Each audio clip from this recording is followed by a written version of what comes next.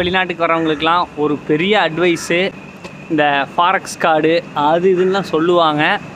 அது நல்லதாக தான் இருக்கும், நாமளும் லோட் பண்ணிட்டு தான் வந்திருப்போம். ஆனால் இங்கே இருக்கிற ஒரு சில மிஷினில் அது வேலை செய்யாது, கண்டிப்பாக மாட்டிக்குவோம். இப்போ தான் மாட்டி தப்பிச்சு சரி பண்ணி வெளியே வந்திருக்கேன். ஸோ இங்கே வர எல்லாத்துக்கும் என்னோடய ஒரு ஹம்பிள் ரெக்வஸ்ட்டு, கண்டிப்பாக அந்தந்த கண்ட்ரியோட கரன்சியை கையில் வச்சுக்கிறது ஒன்று. அண்ட் நம்ம சேஃப்டிக்கு எப்போவுமே அந்த கார்டு வச்சுருப்போம். பட் கார்டு ஒர்க் ஆகலை அப்படிங்கிற பட்சத்தில் இந்த கரன்சியை வச்சு இது பண்ணும். அதுதான் ஈஸி. இன்றைக்கி நான் கற்றுக்கிட்ட ஒரு பெரிய பாடம்.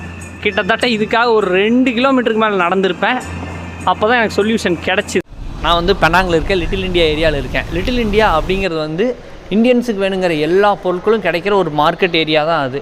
எஸ்பெஷலி பார்த்திங்கன்னா நம்ம தமிழ் பீப்புளுக்கு வேணுங்கிற மாதிரி மளிகை சாமானம், துணி, நகை, பூஜை பொருள் எல்லாமே கிடைக்கும். தென் இங்கே தான் வந்து இந்தியன் ரெஸ்டாரண்ட்ஸுமே நிறையா இருக்கும். எஸ்பெஷலி தமிழ் ரெஸ்டாரண்ட்ஸ் நிறையா இருக்குது. நம்ம ஊர் மாதிரி லோ பட்ஜெட்லேருந்து ஹை பட்ஜெட் வரைக்கும் சாப்பிட்ற எல்லா விதமான சாப்பாட்டு கடையும் இங்கே தான் இருக்குது.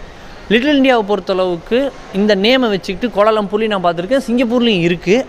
ஸோ நம்மளுக்கு வந்து ஒரு ஃபீல் ஹோம் கொடுக்குற மாதிரி இருக்குன்னு வைங்களேன். தென் இது மட்டும் இல்லாமல் இங்கெல்லாம் பார்த்துக்கிட்டா தமிழ் கம்யூனிட்டி கொஞ்சம் அதிகம் அப்படிங்கிறதுனால வெளியே பெரிய பெரிய ஸ்பீக்கரை வச்சுட்டு தமிழ் பாட்டை போட்டு செம்ம வைப்பு பண்ணிகிட்டு இருப்பாங்க.